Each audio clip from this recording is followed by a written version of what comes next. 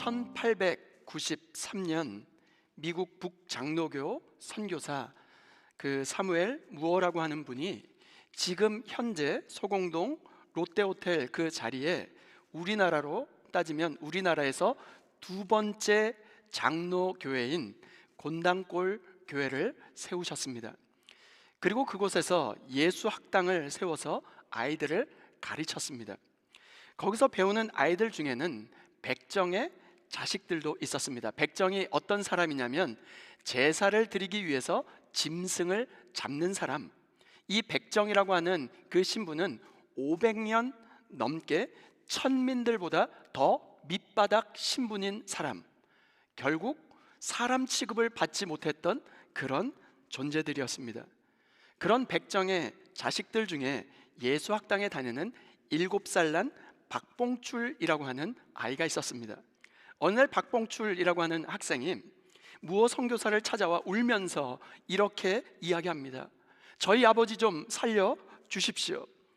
아버지 백정인 박성춘이라고 하는 사람이 장티푸스에 걸려서 심한 열이 나서 죽게 생긴 것입니다. 사람들이 죽어가는 그 박성춘을 고친다고 하면서 무당을 불러서 굿을 버리기도 했습니다. 그런데 갑자기 7살 난 바로 아들 박봉출이 외국인 한 사람과 집에 나타난 것입니다. 외국인의 이름은 에비슨이라고 하는 사람이었습니다. 놀랍게도 에비슨은 그 당시 조선의 왕의 주치 프라이머리 닥터였습니다. 무어 선교사의 부탁으로 그가 직접 그곳에 백정의 집에 와서 치료를 해주게 된 것입니다. 박성춘은 곧 낫게 되었고 그는 자신처럼 천한 백정의 집에서 왕의 주치의가 직접 찾아와서 고쳐준 그것에 너무나 감격한 나머지 교회에 출석하기 시작했습니다. 이 사건으로 많은 백정, 그 신분을 가지고 있는 백정의 사람들이 교회에 출석하기 시작했습니다. 그런데 문제가 발생했습니다. 왜 그랬을까요? 기존에 그 교회를 다니던 양반들 때문에 문제가 일어났습니다. 어느 날 양반들이 백정들과는 함께 교회를 다닐 수가 없다라고 이야기하면서 무어 선교사에게 항의를 하기 시작했습니다. 백정들을 교회에서 쫓아내라고 이야기합니다. 그러나 무어 선교사는 같은 하나님의 자녀인데 그럴 수 없다라고 이야기하니까 양반들이 대거 교회를 안 나오기 시작했습니다. 그러다가 한 달 뒤에 무어 선교사에게 이런 제안을 하게 되었습니다. 우리가 다시 교회를 나올 테니까 우리가 교회 나오면 앞자리에 앉고 선을 그어서 맨 뒷자리에 백정들을 앉게 만들어 달라는 것입니다. 무어 선교사가 그 제안도 거절하자 그들은 따로 나가서 양반 교회를 세우게 되었습니다. 그런지 2년째 못 되어서 양반들은 자신들의 죄를 회개하고 돌아와서 다시 곤당골 교회에 합류하게 되었습니다. 그리고 나중에 백정 신분이었던 그 박성춘이라고 하는 사람이 그 교회의 장로로 선출되었습니다. 바로 그 교회가 종로에 있는 승동 교회입니다. 만약 무어 선교사가 양반들의 제안을 받아들였다면 정말로 그것을 받아들여서 자리를 나누어서 앉았다면 어떻게 되었을까요? 그 교회 안에 성령의 역사는 일어나지 않았을 것입니다. 무어 선교사처럼 말씀의 중심을 놓치지 않을 때 문제가 일어납니다. 위기가 찾아옵니다. 문제와 위기는 곧 문제를 푸는 기회가 되는 것입니다. 오늘 우리가 나눌 말씀에도 이런 비슷한 이야기가 등장합니다. 오늘 예배 이후에 중직자를 세우는 그 직분자 선출을 위한 공동의회가 진행될 텐데 성령 충만함으로 하나님의 마음에 합한 일꾼들을 택하기 위해서는 오늘 우리는 어떻게 하면 좋겠습니까? 성령 충만한 교회는 과연 어떤 교회일까요? 3가지로 함께 나누려고 합니다. 그 첫 번째 교훈은 이것입니다. 성령 충만한 교회도 문제는 일어난다는 것입니다. 사도행전 6장 1절 말씀입니다. 그때 제자가 더 많아졌는데 헬라파 유대인들이 자기의 과부들이 매일의 구제에 빠짐으로 히브리파 사람을 원망하니 이 시기에 엄청나게 많은 제자의 숫자가 점점 늘어나기 시작했습니다. 그런데 헬라 말을 하는 유대 사람들이 히브리 말을 하는 유대 사람들에게 원망과 불평을 터뜨려 놓은 것입니다. 그것은 자기네 과부들이 날마다 구제 음식을 받는데 거기에서 빠져서 정말로 소홀히 여김을 받았기 때문이라고 이야기합니다. 그런데 여러분, 제자라고 하는 disciple이라고 하는 단어가 사도행전 6장에 와서 처음으로 사용되었습니다. 지금까지 제자라고 하면 아포슬, 사도에게만 사용되었던 그 제자라고 하는 이 단어가 성도들에게 지금 처음으로 사용된 것입니다. 그만큼 교회가 영적으로, 숫자적으로, 그리고 굉장히 성숙해졌다는 것을 의미하는 것이죠. 이렇게 성숙한 교회에서도 문제가 일어나게 되었습니다. 교회 어디선가 불평과 원망의 소리가 여기저기 들려온 것입니다. 이 문제의 배경을 살펴보면 어떨까요? 초대교회 안에 두 부류의 사람들이 존재했습니다. 둘 다 유대인인데 한쪽은 히브리파 유대인이었고 다른 한쪽은 헬라파 유대인들이었어요. 그릭을 쓰는 주이시들, 그리고 히브루를 쓰는 주이시들, 이렇게 나눠져 있었던 것입니다. 먼저 히브리파 유대인들은 조상 때부터 오랫동안 팔레스타인에서 땅에서 살고 있는 토박이 주이시들이었어요. 반면 헬라파 유대인들은 어땠을까요? 여기저기 여러 나라에 흩어져 살다가 예루살렘으로 돌아온 주이시들이 바로 헬라파 유대인들이었어요. 교회 안에 절대 다수가 히브리파 유대인들이었고, 그리고 지금 소수의 인원들이 헬라파 유대인들이었습니다. 이들은 다른 문화적인 배경 속에서 살아왔기 때문에 교회 안에 갈등이 여기저기서 일어날 여지가 남아 있었습니다. 생활 방식도 달라요. 사고 방식이 다르다 보니까 문제가 일어나기 십상인 것이죠. 오늘 우리도 마찬가지가 아닐까요? 여기서는 과부들을 구제하는 일에 있어서, 그 문제에 있어서 갈등이 일어나기 시작했습니다. 히브리파 과부들은 토박이기 때문에 근처에 친척들과 사람들이 정말로 여기저기 있었기 때문에 힘들어도 도움을 받을 수 있는 사람들이 굉장히 많았습니다. 그런데 헬라파 유대인들은 달랐어요. 예루살렘에 가족도 없고 친척도 없었기 때문에 전적으로 교회에 의지하면서 살 수밖에 없었습니다. 문제가 일어났습니다. 구호 음식이 더 어려운 헬라파 과부들에게 제대로 공급되지가 않은 것입니다. 이것은 구호 음식을 나눠주는 히브리파 사람들이 의도적으로 한 일이 아니었습니다. 이 문제는 사람들이 폭발적으로 늘어나기 때문에 점점 소통이 어려워졌기 때문에 일어난 행정적인 실수라고 살펴볼 수 있습니다. 그럼에도 불구하고 헬라파 유대인들 입장에서는 자신들이 차별 대우를 받는 것 같이 느껴졌기 때문에 원망을 쏟아낸 것입니다. 그래서 히브리파 유대인들에게 불평을 쏟아낸 것이죠. 아마 이 일을 최종적으로 담당했던 사도들에게 불평과 원망을 쏟아냈을 것입니다. 잘못하다가는 이 갈등이 고조되어서 교회 안에 엄청난 분란이 일어날 수도 있었습니다. 이처럼 성령 충만하고 제자들이 점점 불어나고 있는 성숙한 교회임에도 불구하고 문제가 발생했다는 거예요.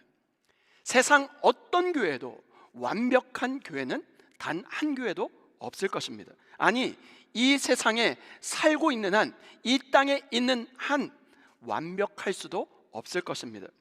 왜냐하면 부족하고 연약한 사람들이 모인 곳이기 때문에 문제는 여기저기서 발생할 수밖에 없는 것이죠. 이제 구제 때문에 생긴 문제였지만 여러분, 사실 구제 자체가 문제는 아니었을 것입니다. 구제하자고 하는데 어느 누가 반대할 사람이 있겠습니까? 선교하자고 하는데 누가 반대하겠습니까? 전도하자는데 누가 이 일을 제기할 수 있겠습니까? 그러나 구제하는 방법이나 구제하는 과정에서의 문제 때문에 싸울 수 있는 것이죠. 즉, 구제의 방법이나 구제의 과정을 놓고 정말로 치열하게 다툼을 벌이다가 정작 구제하는 일 자체를 잃어버린 거예요. 형식과 과정에 그 갈등을 빚다가 결국 본질을 놓쳐버린 꼴이 된 것입니다. 이 땅에 있는 한 문제가 아예 없는 교회는 단 한 교회도 없을 것입니다. 물론 심각한 도덕적인 문제, 윤리적인 문제가 있다면 잘못된 교회일 것입니다. 그러나 사람들이 모여있는 사람들 사이에 그 갈등이 있고 차이로 인하여 갈등이 일어나는 것은 당연한 이치인 것이죠. 그런 의미에서 교회라는 공동체는, 교회는 휴양지, 리조트가 아니라 교회는 병원이라고 정의할 수 있을 것입니다. 왜냐하면 마음의 병을 하나씩 품고 살고 있는 죄인된 우리가 예수 그리스도의 보혈의 능력을 의지하여 모인 공동체가 교회 공동체이기 때문에 그런 줄 믿습니다.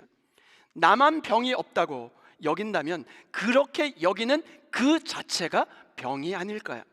이처럼 교회는 다양한 사람들이 모여서 갈등이 일어날 수밖에 없습니다.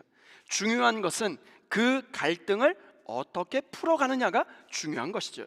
과연 사도들은 이러한 갈등을 어떻게 풀어 나갈까요? 성령 하나님의 만지심과 고치심으로 공동체의 문제를 온전히 해결받을 수 있는 저와 여러분 모두가 될 수 있기를 주님의 이름으로 축원드립니다. 두 번째, 성령 충만한 교회는 함께 세워나가는 교회입니다. 2절과 3절 말씀입니다. 12사도가 모든 제자를 불러 이르되 너희가 하나님의 말씀을 제쳐놓고 접대를 일삼는 것이 마땅하지 아니하니 형제들아 너희 가운데서 성령과 지혜가 충만하여 칭찬받는 사람 7을 택하라. 우리가 이 일을 그들에게 맡기고. 사도들은 이 문제를 몰래 덮거나 무시하고 지나가지 않았습니다. 이런 갈등은 사단의 역사라고 이야기하면서 더 열심히 기도하자고 부탁하지도 않았습니다. 헬라파 과부들에게 좀 더 적극적으로 잘해 주어야 되겠다라고 말하지도 않았습니다. 오히려 이 일을 계기로 자신들의 사역을 되돌아보기 시작한 것입니다. 자신들에게 부족한 부분이 있지는 않았었는가? 과연 어디가 부족했는가? 그것을 살펴보기 시작합니다. 사도들은 구제하느라 너무나도 바빴습니다. 우리가 하나님의 말씀을 제쳐놓고 이렇게 얘기하는데 제쳐놓다라고 하는 이 헬라어 원어가 어떤 의미냐면 버리고 가다, 버려두다 그런 의미입니다. 무슨 말일까요? 우리가 하나님의 말씀을 버려두고 지나쳐두고 그냥 지나쳐버렸다 이런 뜻입니다. 다른 사람, 다른 환경 탓을 한 것이 아니라 자신의 죄를 살펴보고 자신의 죄를 온전히 하나님 앞에 고백하기 시작한 것입니다. 그래서 정작 본연의 임무인 기도와 말씀을 소홀히 했음을, 그 죄를 주님 앞에 낱낱이 고백하기 시작한 것입니다. 이러한 갈등과 문제가 일어난 가장 결정적인 이유가 하나님께 기도하며 공동체의 모든 일을 주님께 의탁하지 못했기 때문이라고 자신의 죄를 고백한 것입니다. 아무리 기적을 일으키고 아무리 성령 충만한 사람이라 할지라도 모든 사람에게는 하루 24시간이라고 하는 시간이 동일하게 주어져 있습니다. 그런데 교회가 커지고 구제할 일이 점점 많아지다 보니까 너무나 바빠서 해야 할 일을 소홀히 하게 된 것입니다. 이처럼 성령 충만한 사람은 문제 앞에서 자기를 성찰하고 정말로 그 문제의 본질을 간파하고 주님 앞에 엎드리는 사람입니다. 헬라파 유대인들이 서로 히브리파 유대인들에 대해서 서운한 마음을 나눴어요. 그런데 이 마음이 원망으로 자라가게 된 것입니다. 판단과 감정을 제어하는 그 일에 하나님의 말씀이 그들 사이에 없었다는 것입니다. 그들은 이 문제와 그 갈등을 가지고 하나님 앞에 먼저 엎드려 기도했어야 할 것입니다. 원망의 마음으로 정말로 치닫기까지 자라가지 않도록 하나님 앞에 그 모든 문제를 꺼내 놓았어야 했을 것입니다. 헬라파 과부들이 구제를 받지 못한 것보다 더 심각한 문제가 무엇이었을까요? 헬라파 유대인들이 말씀과 기도로 하나님의 은혜의 공급이 차단되어 버렸다는 것입니다. 특별히 오늘 직분자 선출을 위한 공동회를 갖게 되는데 철저하게 하나님의 은혜로 덮어져 사람의 뜻과 사람의 생각, 이편 저편으로 갈라지는 것이 아니라 우리의 마음이 하나님의 말씀으로 가득 채워져 하나님의 뜻을 분별해낼 수 있는 저와 여러분 모두가 될 수 있기를 주님의 이름으로 축원드립니다. 성령 충만하다고 항상 판단이 옳고 실수하지 않는 게 아닙니다. 실수하지만 성령 충만하면 어떻게 될까요? 실수하지만 그 실수를 기회로 만들 수 있는 지혜를 하나님께서 허락해 주시는 것이죠. 오늘 사도들은 이 일을 어떻게 처리합니까? 사도들이 자신들이 하던 그 구제의 일을 다른 사람에게 위임하고 맡깁니다. 자기들만 모든 권한을 움켜쥐고 있지 않았습니다. 그것을 다른 사람에게 맡기는 것, 바로 위임을 한 것입니다. 이제 예루살렘 교회는 구제를 담당할 7명의 일꾼을 선출합니다. 아마도 완전수 7을 생각해서 그들을 대표해서 7명의 일꾼을 뽑은 것이 아닐까요? 그런데 여기서 놀라운 사실 하나를 발견할 수 있습니다. 사도들이 직접 7명을 뽑지 않았다는 사실입니다. 성도들이 자발적으로 그들을 뽑을 수 있게 만든 것입니다. 여러분, 사도는 어떤 사람인 줄 아십니까? 그들은 하나님께 직접 묻고 직접 답을 얻는 사람이 사도들이었어요. 자신들이 하나님께 직접 묻고 선택해도 되는데 자신들이 평소에 보기에 신앙심이 좋다고 여겨지던 사람을 뽑을 수도 있었을 것입니다. 그런데 그렇게 하지 않고 성도들의 결정에 따르게 만든 것입니다. 그럼 그 인선의 기준이 어땠을까요? 그 인선 기준을 3가지 기준으로 알려줍니다. 첫 번째 따라합니다. 성령 충만. 너무나 절묘한 기준입니다. 성령 충만한 사람은 자기 자신보다 왕 대신 주님의 뜻을 받들 것이고 공동체의 평안, 바로 샬롬을 가져다 줄 결정을 할 사람이기 때문에 그렇습니다. 성령 충만한 사람은 그 사람이 활동하면 균열이 생긴 공동체는 한 마음과 한 뜻으로 봉합될 것입니다. 두 번째 기준 따라합니다. 지혜 충만. 지혜가 충만한 사람은 실질적으로 문제를 해결할 능력을 가진 사람입니다. 왜 헬라파 과부들이 구제에 빠지게 되었을까? 그 문제를 진단하고 적절한 대안을 제시해 줄 수 있는 사람인 것이죠. 지혜로운 사람은 어떤 사람일까요? 분별력이 있는 사람, 공동체를 위해서 할 말과 안 할 말을 아는 사람, 자신이 손해를 보더라도 정말로 자기 자신을 헌신하여 그 공동체의 피스메이커의 역할을 감당하는 사람, 그 사람이 지혜 충만한 사람일 것입니다. 다른 사람의 이야기를 경청할 줄 아는 사람, 이런 지혜로운 사람들 때문에 교회는 문제가 없어져서 정말로 조용하고 편안해지는 것이죠. 어떤 사람은 많은 문제를 지적하는 사람이 있습니다. 누가 문제를 모르는 사람이 어디 있겠습니까? 그런 의미에서 우리 모두는 똑똑한 사람이 아니라 지혜로운 사람이 될 수 있기를 주님의 이름으로 축원드립니다. 3번째 기준 따라합니다. 칭찬받는 사람. 칭찬받는 사람.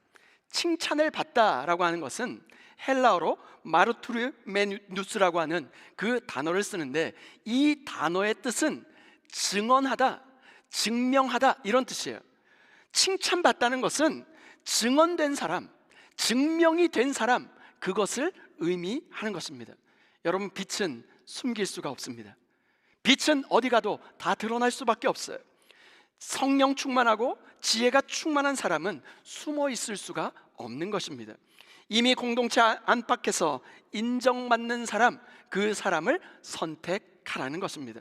하나님과의 관계, 개인적인 자질, 공동체와의 관계를 두루 살펴서 일꾼들을 선택하라고 말씀하고 있습니다.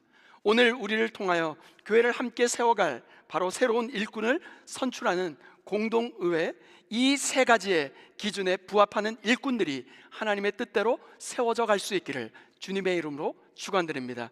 3번째, 성령 충만한 교회는 은사를 따라 봉사하는 교회입니다. 4절부터 6절 말씀입니다. 우리는 오로지 기도하는 일과 말씀 사역에 힘쓰리라 하니 온 무리가 이 말을 기뻐하여 믿음과 성령이 충만한 사람 스데반과 또 빌립과 브로고로와 니가노르와 디몬과 바메나와 유대교에 입교한 안디옥 사람 니골라를 택하여 사도들 앞에 세우니 사도들이 기도하고 그들에게 안수하니라.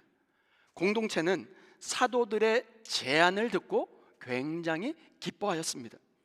자신들의 잘못을 먼저 인정한 사도들, 현실적인 문제를 지적하기 전에 영적인 진단을 먼저 하는 사도들, 그리고 자신들의 기득권을 완전히 내려놓은 사도들, 납득할 만한 인선 기준을 제시하고 있는 리더들, 모든 선출권을 성도들에게 주고 나서 어떤 사람들이 선출되게 되었을까요? 7사람이 선택되게 되었습니다. 예루살렘 공동체가 세운 7명의 일꾼들의 이름이 낭독되어졌을 때 우리는 별로 놀랍지 않잖아요. 그런데 그 이야기를 듣고서 굉장히 이 사람들이 깜짝 놀라게 되었습니다. 왜냐하면 이 7명의 이름이 모두 다 헬라식 이름이었기 때문에 그렇습니다. 머조러트는 바로 히브리 말을 하고 있는 히브리파 유대인들이잖아요. 그들의 잘못을 그들이 통회하고 자복하고 결국 소수의 사람들, 정말로 변두리에 있는 그 사람들, 바로 헬라파 유대인들 7명이 선출되었다는 것입니다. 그런데 여러분, 여기서 우리가 놓치지 말아야 할 부분이 한 가지 있습니다. 사도들이 자신의 일을 대신할 7명의 사람들을 뽑은 이유가 무엇이었을까요? 바로 자신들의 본연의 의무인 4절에 보니까 우리는 오로지 기도하는 일과 말씀 사역에 힘쓰리라. 말씀과 기도에 집중하기 위하여 바로 7명의 일꾼을 선택했다는 것입니다. 이 말은 사도들이 기도와 말씀이 구제보다 더 중요하다, 이것을 말하는 것이 아닙니다. 여러분, 1절에 나오는 구제라고 하는 그 그릭 단어랑 4절에 기도하고 말씀을 섬기는 그 일이라고 하는 그 일이 똑같은 단어, 그릭 단어 디아코니아라고 하는 단어를 사용합니다. 디아코니아라고 하는 이 단어의 원어의 뜻은 무엇이냐면 섬김, 봉사라고 하는 뜻입니다. 무슨 말일까요? 한쪽은 음식 봉사를 하고 한쪽은 기도와 말씀 봉사가 이루어지고 있다는 것입니다. 한쪽이 더 가치가 있는 사역이고 다른 한쪽은 덜 가치가 있는 사역이다, 이 말을 하는 것이 아닙니다. 기도와 말씀도 중요하고 구제하는 일도 동일하게 중요하다는 이야기를 하고 있는 것입니다.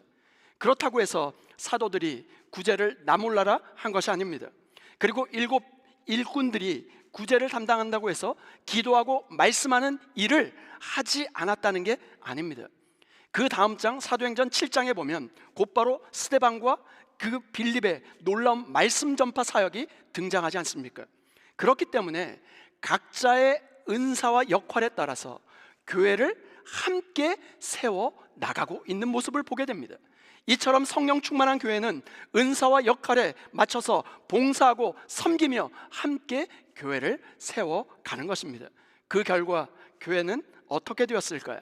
우리 다 같이 한번 7절 말씀 다 같이 합독하겠습니다. 7절 말씀 시작. 하나님의 말씀이 점점 왕성하여 예루살렘에 있는 제자의 수가 더 심히 많아지고 허다한 제사장의 무리도 이 도에 복종하니라. 아멘. 성령 충만한 교회의 위기는 곧 기회가 되었습니다. 위기를 지혜롭게 잘 해결하니까 그 위기가, 문제가 기회가 된 것이죠. 교회의 연약한 부분을 정말로 더욱더 든든하게 세우는 계기가 되었습니다. 그러자 하나님의 말씀이 점점 왕성하여 널리 퍼져가기 시작합니다. 여러분, 여기 점점 왕성하여 라고 하는 이 원래 이 단어는 이런 뜻입니다. 말씀이 점점 자라간다, 그런 뜻입니다. 식물이 자라서 열매를 맺어가듯이 말씀이 자라서 열매를 맺어가고 있다는 것입니다. 이것은 양적인 성장만을 이야기하는 것이 아닙니다. 더욱더 성숙하고 질적으로 수준 높은 교회로 성장해 간다는 것입니다. 그 증거가 무엇이었을까요? 바로 많은 유대교 제사장들이 믿음을 갖게 되었다는 것입니다. 이 말은 유대인의 성정과 제사 제도가 무너지고 있다는 것을 지금 증명해 내고 있는 것입니다. 그렇다면 기득권을 누리고 있었던 종교 지도자들의 엄청난 박해와 발악이 더욱더 커지지 않겠습니까? 결국 제자들은 엄청난 박해를 받았고 엄청난 위협에 직면할 수밖에 없었습니다. 그것이 드러난 부분이 무엇입니까? 바로 이어서 나오는 스데반의 순교 사건이 아닙니까? 성령 충만하면 여러분 좋은 일만 일어날 것 같으십니까? 그렇지만 그렇지 않습니다. 저항이 엄청나게 거세질 것입니다. 세상과 더욱더 부딪히게 될 것입니다. 모든 게 다 잘 되는 것이 성령 충만함의 증거가 아닌 것이죠. 세상 속에서 내 생각과 내 삶에 무언가 저항이 있고 정말로 박해가 있다면 그것이 오히려 내가 성령 충만하다는 증거가 될 것입니다. 그럼 우리의 모습은 어떻습니까? 허다한 제사장의 무리도 이 도에 복종하니라. 여러분, 여기 도라고 하는 것은, 도는 직역하면 피스타스, 바로 믿음이라고 하는 단어를 사용할 수 있습니다. 바로 믿음, 이 믿음에 지속적으로 복종하고 헌신했다는 것입니다. 세상에 복종하는 삶이 아니라 말씀과 복음에 순복하여 나가는 저와 여러분 모두가 될 수 있기를 주님의 이름으로 축원드립니다.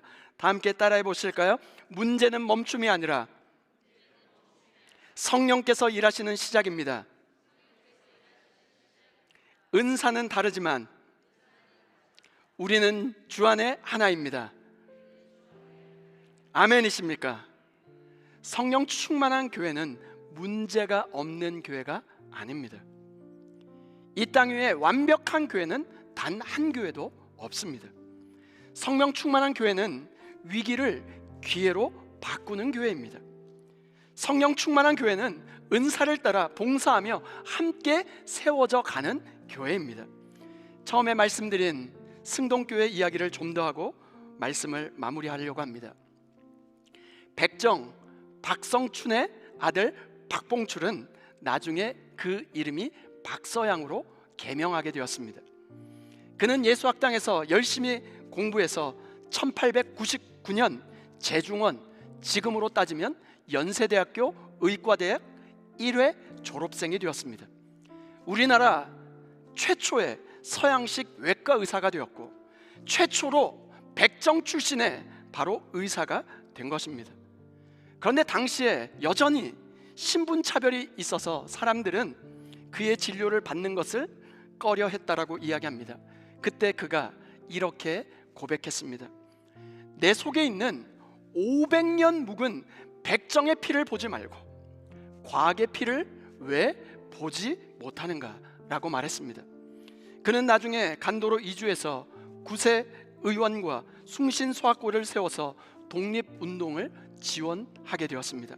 또한 아버지 박성춘은 끊임없이 백정의 신분차별을 없애는 운동을 펼쳐서 결국 동등한 국민 그 자격, 신분 자격을 갖추게 되었습니다.